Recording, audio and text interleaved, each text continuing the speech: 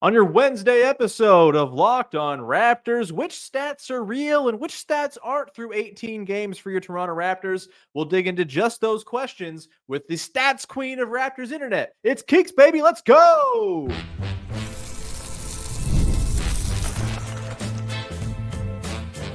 You are Locked On Raptors, your daily Toronto Raptors podcast, part of the Locked On Podcast Network, your team every day. Hey,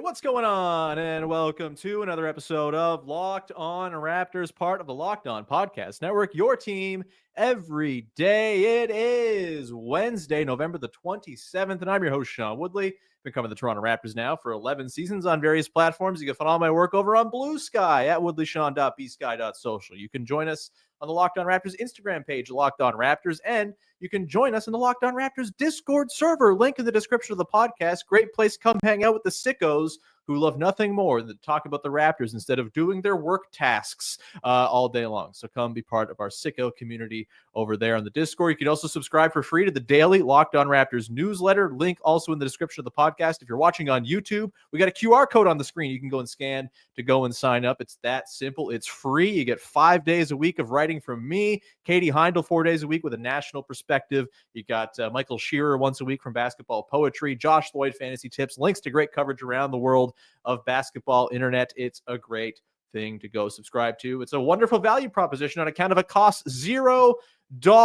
Today's show is brought to you by Robinhood Gold, which provides the privileges of a high net worth for any net worth. These generous benefits are now available for $5 a month. The new gold standard is here with Robinhood Gold. Sign up at robinhood.com/gold, and we will get rolling here on an episode that we did a version of last year that we pick up again, beginning an annual tradition here where we're going to talk about some early season Raptors stats and whether they're real and sustainable or not so much. And we will do that, of course, with the only person we could have on this kind of episode. It is Keerthika Uthayakumar from no longer TSN, at least in her official capacity now, the Stats Queen of the World, sending out notes for all kinds of broadcasts around the NBA. There's, of course, the statkeeks.substack.com Substack you can go check out as well. Keeks, how the hell are you? I've got you muted. Good. I'm good. How are you? I'm excellent. I'm really excited to dive into some of these numbers here with, again, the single best person at the numbers, not just on Raptors internet, but on the entirety of basketball internet. It's a very Okay, cool now you're thing. exaggerating a little bit. No, I'm not. I'm not. It's true. So yeah, we've each come up with 3 numbers that have kind of caught our eye from the early going here from the Raptors season. We're just going to go back and forth, pitch them out there, and we'll talk about whether we think they're sustainable or not. Maybe we'll give them a grade from 0 to Andrea Bargnani's 13 games, from sustainable to unsustainable. So let's begin, Keeks, with we'll give you the floor. You're the stats wizard here. Give us your first stat that's caught your eye, and let's get into whether we think it's sustainable or not. What you got for me? Well, the Toronto Raptors are, what's the word everybody's using? Ethically tanking? I don't know if I subscribe to that part, but no, that's right. Ethical tanking. So including their last game against the Pistons, which unfortunately was the second game-winning buzzer beater they allowed this season. Fun fact, there's only been 4 game-winning buzzer beaters in the entire NBA this year. Of course, 2 have been against the Raptors. So 10 of their 18 games have been decided by 6 points or less, which is a lot. They're 2-8 in those games. They've been within 7 points or either like led in the fourth quarter in 11 of their 14 losses, which is a little bit hard to. They've been in almost every game. There's been a couple blowouts, obviously, with the Cavs to start the season, and then again, I guess, a couple nights ago. Yeah. But they've been in most of these games. They're just not good at winning them. I don't know if the intention is to win them either. I guess that's the ethical tank part that everyone's talking about. Yeah, so I want to talk about that a little bit, because as much as it is like an ethical, I don't think they're trying to lose these close games. No. I think they're just less talented and less seasoned and experienced than a lot of the teams. They're young, young team stuff, right? I think that's a really good way to put it. And so I guess my question for you, Keeks, is like normally when we talk about like performance in close games, it typically ends up being kind of a coin flip, right? Like most teams kind of sport about a 500-ish record in games that end up going to clutch time. And yeah, there are some teams that are better than others in clutch time. Some players who drive clutch play better than others. I think of Chris Paul, for example, like his teams historically just always being really good in clutch games. Like the Raptors, you mentioned, they've been in 11 other 14 games. They've been in close range in the fourth quarter. They're 2-8 in these clutch time games they've been involved in. Do you think this team has the capacity to flip that and get closer? Like, is there regression to the mean coming in the positive here? Or do you think that just the way this team is built, the lack of shooting they currently have with no quickly indicative and Olynyk, and just sort of the general slog that is their late game offense, like, do you expect this to continue throughout the year? Honestly, I think for as long as they are healthy, or obviously healthier than they are now, as they get healthier, they might inch closer to 500 in these games, but they're going to be, I guess, like in these close games a lot. The 10 games that have been decided by 10 games decided by 6 points or less, that's the most in the NBA, or tied for the most. Yeah. Through like the early, like what, 20% of the season we're through. Last year, 42 of their 82 games were decided by single digits. Sixth in the NBA. Obviously, a lot of that came early in the year with the losing streak and all. There were 15-27 in those games. Right. So even if a lot of those came early in the year, they were not good at winning them. I think what we're looking at is along the lines of the same thing. They're going to be in like at least half of their games, even if they're losing, and then it might not lean. They're just too young.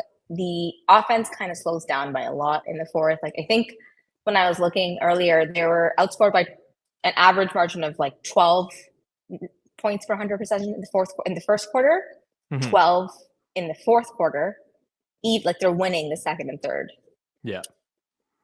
That's the power of the bench psychos coming in. It's the bench psychos. Just grabbing every offensive rebound in sight, which, by the way, we'll get to offensive rebounding in just 1 second here. But yeah, like I'm with you. I think there's a chance they continue to struggle in these close games, especially while they're not fully healthy, just because it's tough to string together really good late game offense when you don't have all of your proper spacing agents and all of that. I do think, the stuff we saw from Scotty down the stretch against Detroit, like that stuff's going to win them some games at some point. It's just sort of bruising, bully ball driving, the in close, tough mid-range shot making. Like that's going to be a recipe to win some games if they can, not let a hilarious run of ridiculous transition buckets go into the other end, which listen to Tuesday's podcast for me getting upset about that. But yeah, I think they'll also stay in games close as well, right? Like, this is a team that's a bunch of tryhards. I don't think their tryhard spirit's going anywhere.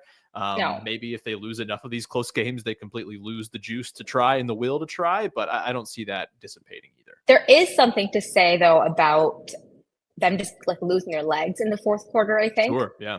Because I think last time I checked, they run the most of any team in the NBA. Yeah. Obviously, they're like hustling, they're trying hard, they're like first in points in the paint and second chance points and offensive rebounding. They're the definition of a try-hard team, like you said. So they kind of lose their legs in the fourth. For me, that kind of explains a lot of their shooting, which, again, entirely non-existent right now. But over the course of the season, their shooting, the free throw shooting in the fourth quarter has been awful. They just kind of get tired. Plus, they're really young. My only, like, I guess, positive takeaway here, outside of the tryhards, is it's good reps, good development. 100%. They're always in these games. Like, a lot of times people argue for like making the playoffs in a rebuild year or a young team for experience, which is still true, I think. But these like stretch of close games being in this, while maybe it's a little bit like hard to maybe kind of demoralizing for the players, but they're still learning so much while they're in there. 100%. Like, these are valuable reps, and like you're kind of getting, if you're someone who cares about lottery balls, like the best of both worlds. They're getting the reps and they're losing the games and making the lottery total go up. So yeah, I think you got to be pretty all right with how the crunch time stuff has gone, even if they're not winning these games. Like the fact that they're in them, against good teams too, right? Like it's like the Nuggets and the Kings and other good teams that I can't remember, like the Celtics. Like they're hanging close. I think that's all you can ask for from a team that's this Yes. sort of outgunned talent-wise compared to a lot of the teams they're up against. You hope that once they start to get healthier, they can actually start to turn some of these reps into actual wins. That would be awesome to see. But for now, yeah, I think you can probably expect a lot of the same of, these very noble, hard-fought losses that everyone feels kind of halfway good about by the time we're all done and reflecting on each game. We'll come back into the sidekicks. We'll get into my first stat that I have that I want to bring to you, talk about whether it's sustainable. The Raptors, pretty good at offensive rebounding. Can that hold up? It's kind of ridiculous how good they are at it. We'll get into that coming up in just 1 second. Today's show is brought to you by Robinhood Gold. With Robinhood Gold, you don't need a silver spoon to eat up the financial favors of the 1%. Robinhood Gold allows others to get in on the rates and perks usually reserved for high society. You can go and be the resourceful individual with Robinhood Gold and earn the very liberal rate of 4.25% APY on uninvested cash and be rewarded with a handsome 3% retirement boost on IRA account contributions. Robinhood Gold provides the privileges of a high net worth for any net worth. These generous benefits are now available for only $5 a month. The new gold standard is here with Robinhood Gold. Sign up at Robinhood Gold, Robinhood.com/gold, that is. Terms apply. For product-specific disclosures, visit Robinhood.com/gold. Investing involves risk. Rates may change. Gold membership is offered by Robinhood Gold, LLC.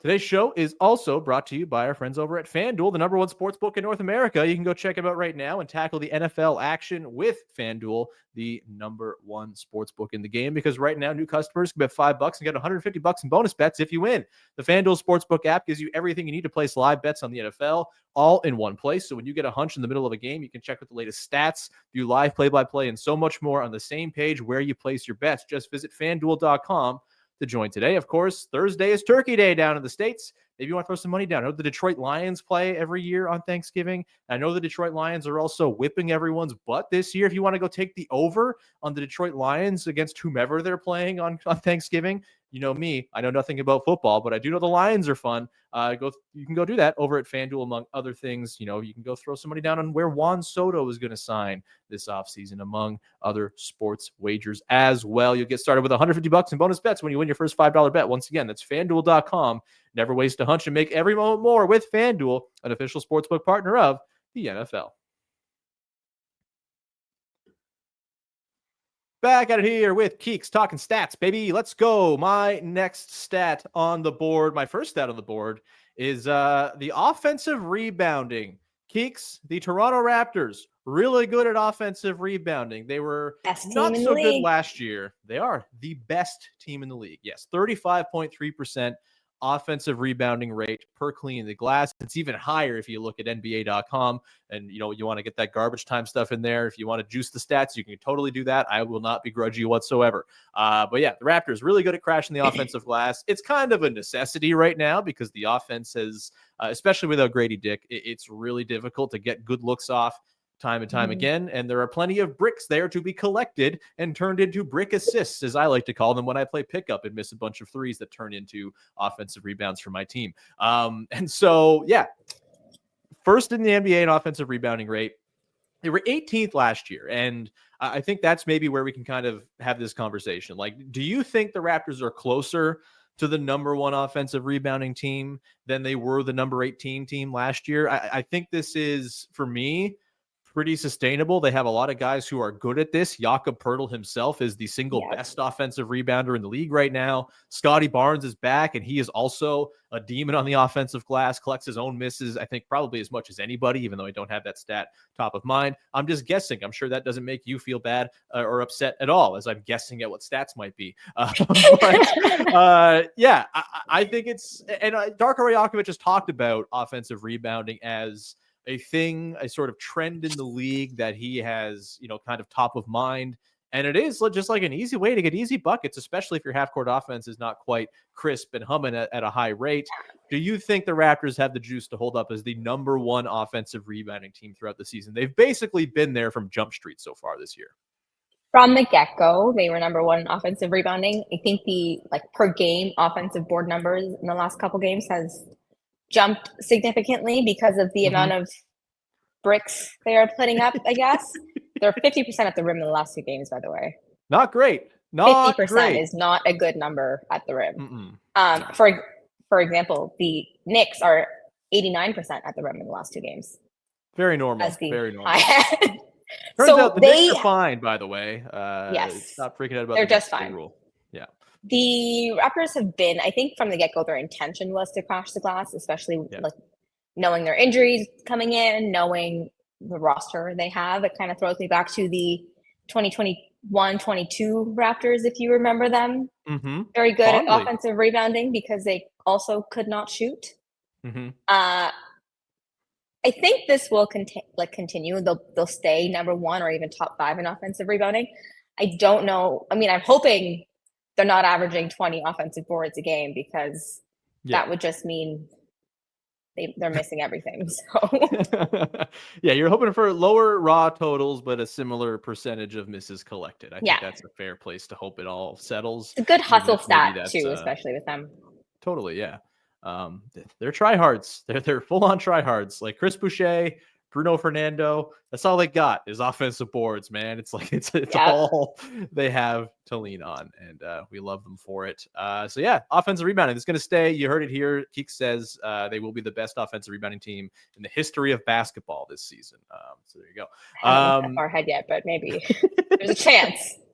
Look, I made Katie last week on the podcast like do hot takes against her every fiber of her being. I will make you have like small sample or like over the top stats takes by the end of this show.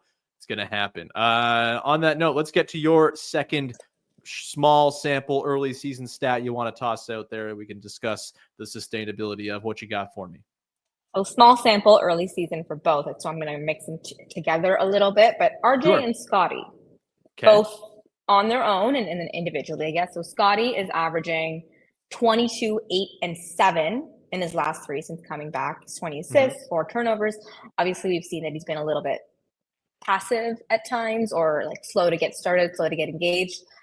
Different case last night. But he's looked good so far.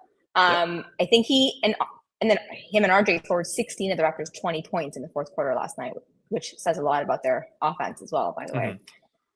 RJ, his road home splits are starting to concern me a little bit.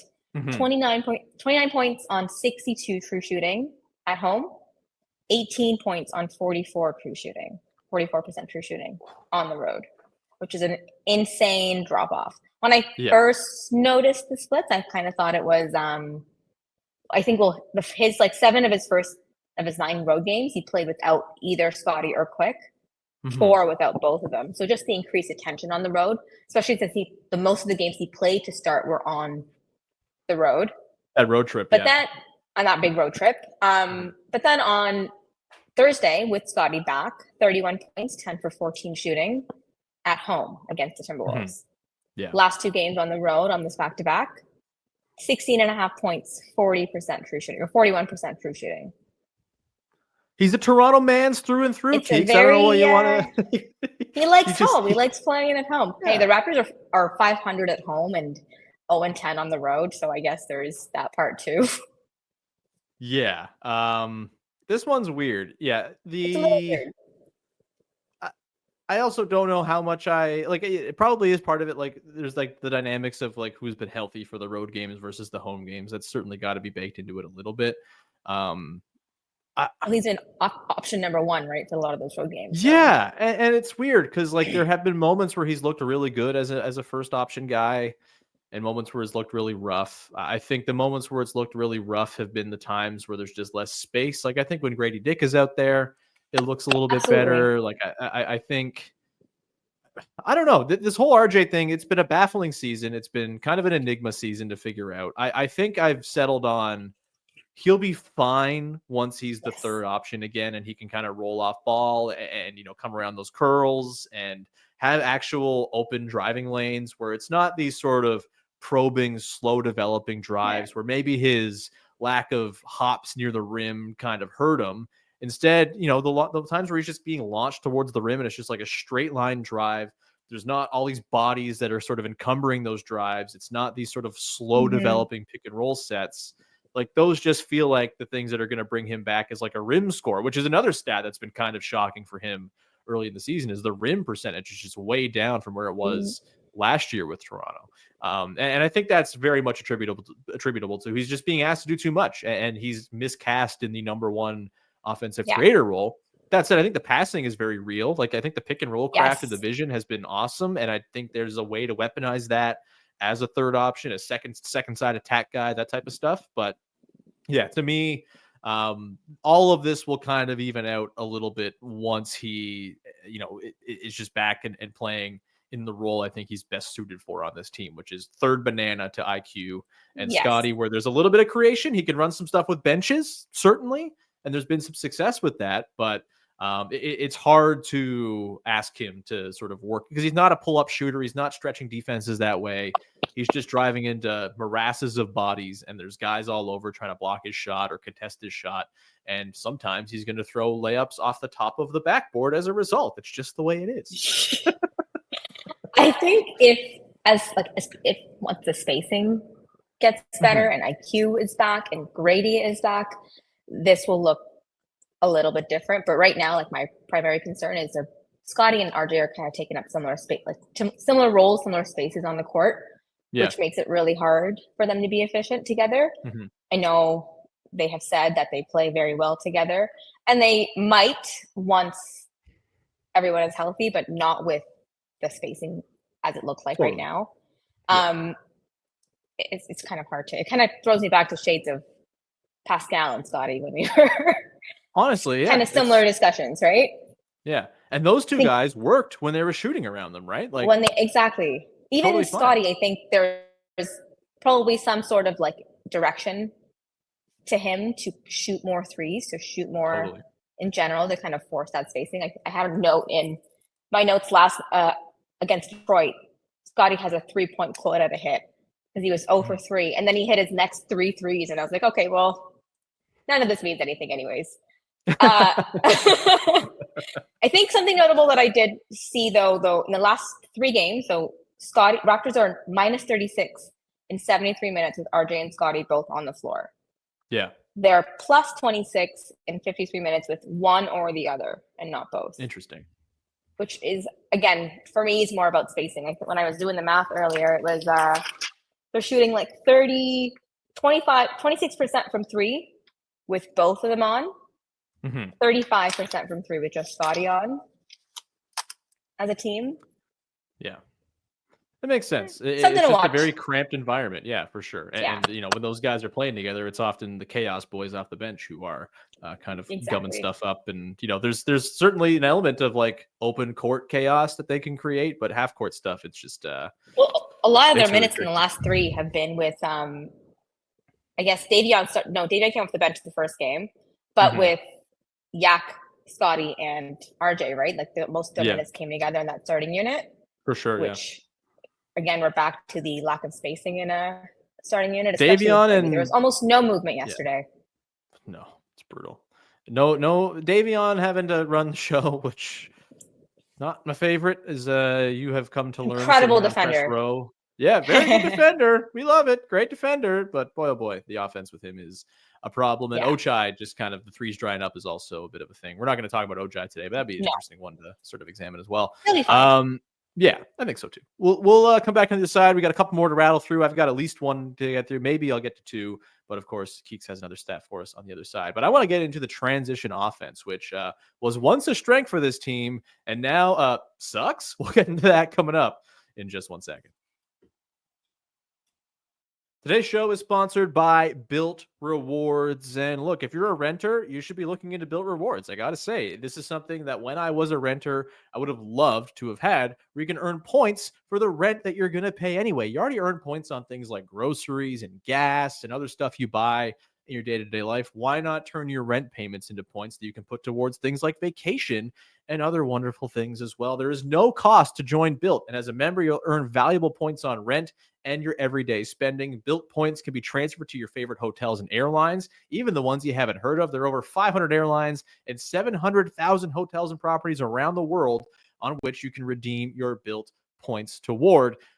Points can be redeemed towards future rent payments as well, and unique experiences that only Built members can access. So if you're not earning points on rent, my question is, why not. Start earning points on rent you're already paying by going to joinbuilt.com/lockedonnba. That's joinbilt.com/lockedonnba. Make sure to use our URL so they know that we sent you. Joinbuilt.com/lockedonnba to start earning points on your rent payments today.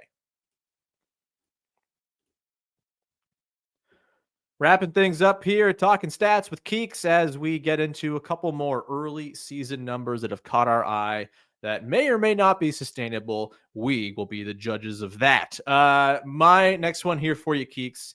Transition offense. Last year, the Raptors were extremely good at transition offense. They were number 2 in points added per 100 possessions via transition per clean the glass. They were number 1 in transition frequency, and they were number 5 in points per play in transition. It was a pretty deadly part of their offense. Some might say a life-giving part of their otherwise really bad offense. This season, not so much. It's been kind of a mess. We saw in that Cavs game, I think, is the sort of most glaring example of something's just not right with how they're working on the run. So far this year, they are 20th in points added per 100 possessions at plus 2.0. Not great. They are 11th in frequency, down a little bit, and they are 27th in points per play, 111.9 offensive rating in their transition opportunities so far this season. Keeks, what the hell's going on with the transition offense? I'm kind of having a hard time figuring it out, and I need to know, are they going to get better at scoring on the run? Because it kind of feels like a Scotty Barnes team should be good at scoring on the run. Yes. Well, so through their first, I think early on I noticed that their offense was doing much better than I had expected. Yeah. Mm-hmm. Right? I think they were like 10th or 11th in offense through the first 9 games. Yeah. They were 8th in transition offense through the first 9 games up until November 6th, or 29th since. Yeah. They're still 8th in transition frequency. It's not like they're not in like running in transition as much. They're just not scoring. So I think this kind of relates to, one, turnovers and dumb mistakes in transition. There's a lot of, I think there are at least 2 different moments in Detroit's game where they stole the ball just to give it right back. Yeah. Which was not a fun time. I'm hoping, and at least I'm anticipating, once the shots start falling and the spacing is much better, the transition offense will look better too. And once they get a little smarter.